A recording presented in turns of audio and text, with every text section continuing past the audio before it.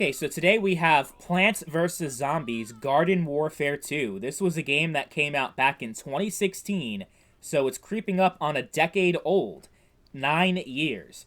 Crazy. Because I remember when this game first came out and when it was first announced, I didn't realize it was actually that long ago. But it has been.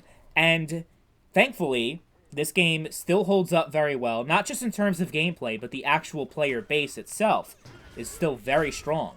Still have a lot of people online with a variety of game modes. Like, not every game mode is populated, but I'd say at least half of them, which adds a lot of variety still, because a lot of the games that you play, that especially ones that are that old, is pretty much Team Deathmatch and Team Deathmatch only, and no one plays anything else. That's not the case with Garden Warfare 2, and that's across the board, across all platforms. Whether you're on PlayStation, Xbox, or PC, you'll have no issue getting into games, and you'll have plenty of different game modes available for you to play. So many people online, which is crazy for almost decade-old game, but it makes sense because this is a series that has been all but abandoned.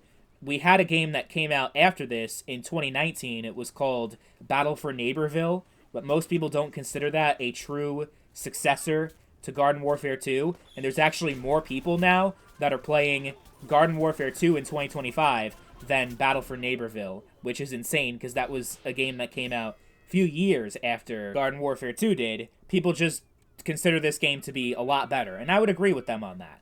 There's something special about this game that is hard to describe in words, but I'll try.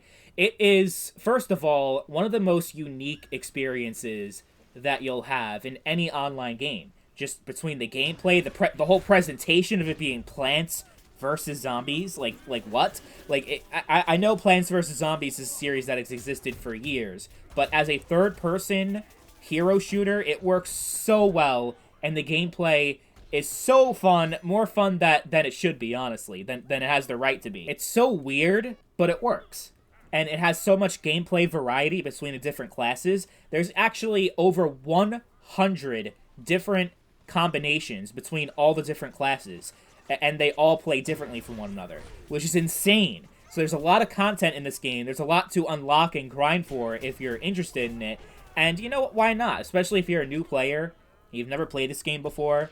The fact that the community is still as strong as it is, it wouldn't be the worst idea to actually get really deep into this game and actually try to level up and progress and put a lot of time into it, because it is actually a lot of fun and still holds up very well. I mean, the gameplay, because it's cartoony, I think helped with it not really showing its age that much. It feels like a game that could come out in 2025 and not 2016. The only negative thing that I can say about this game as far as playability in 2025 is that it does not have any crossplay, which is not me trashing the game and the developers, because it was released at a time where crossplay did not exist in any capacity. So, it's a different era of gaming that we live in now, but looking back, yeah, it kind of doesn't age quite as well just by not having crossplay. It's a lot less convenient to play with friends and people that you want to play with, because it's pretty much, if you're on Xbox, you have to play with everybody else on Xbox. If you're on PC,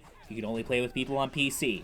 PlayStation, the same thing. So that kind of sucks, if we're going to be honest, but it's one of those things where it's it's still a really good game, and you should still play it regardless of platform. And it's still fun, just playing a solo session, it's still great any way you slice it. Now, I've never played the PC version before, but from the research that I've done and from my understanding, there is a little bit of a cheating issue on PC. There are some people that do not play the game fairly, and they use exploits, and they don't, they're scumbags. But it's not as widespread of an issue that makes the game unplayable. You'll encounter it every now and then, but it's not such an overwhelming issue that the PC version is unplayable.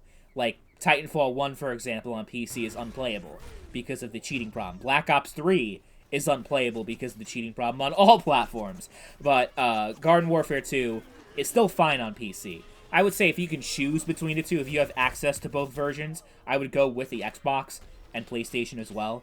The console version in general is less hacker infested, and you don't really encounter any cheaters on there. But it's still, like I said, PC, if that's all you got, you'll still have a lot of fun, and it'll still be okay. It's just so fun, such a huge breath of fresh air, full of personality and charm that you can't really directly compare to another game. I guess some people might try to compare this to, like, Team Fortress 2 and games like that. Maybe Overwatch, even though I'm pretty sure this game either came out before Overwatch or came out, like, right at the same time. So they're obviously, like, it's not... plus, Garden Warfare 1 came out in 2014. It is a little tough and intimidating, and you can see I got my ass destroyed in this gameplay.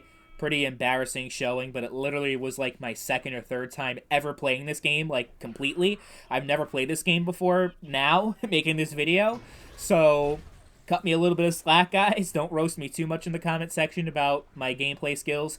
It's like you're playing up against a lot of people that know what they're doing. They played the game for a very long time, and they're going to be feasting on you if you're new. You don't understand the maps. You don't completely understand the gameplay mechanics, because it is a learning curve. It's not a game that you can just simply pick up and play like Call of Duty, or, like, yeah, pretty much Call of Duty. That's, like, the game where it's, like, very easy to just get into. You could have never played Call of Duty before and go, like, 25-2 in your first game. It's possible, especially with the skill-based matchmaking these days.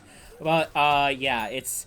especially with the variants that people unlock, like when they're higher level, there is like a little bit of an advantage that they have over you, because a lot of the variants that you get later in level, they are better than the ones that you start off on early on, but that's just typical multiplayer progression, is that, yeah, you're going to get some better stuff as you level up and put more time and effort into the game. There's nothing bad about that. I'm just saying, though, if you're new, be prepared. There's going to be a learning curve. There's going to be people that are just better than you and have advantages over you, and you just have to deal with that at first, you know, like, and just keep playing, keep putting more time into it. Don't just give up on it so easily because you're not playing well. I think if you really give this game a chance, you won't regret it. You'll have a lot of fun with it, so many hours, and there's also PvE too, which is also really good. So all in all, it's definitely worth playing in 2025. No question about that.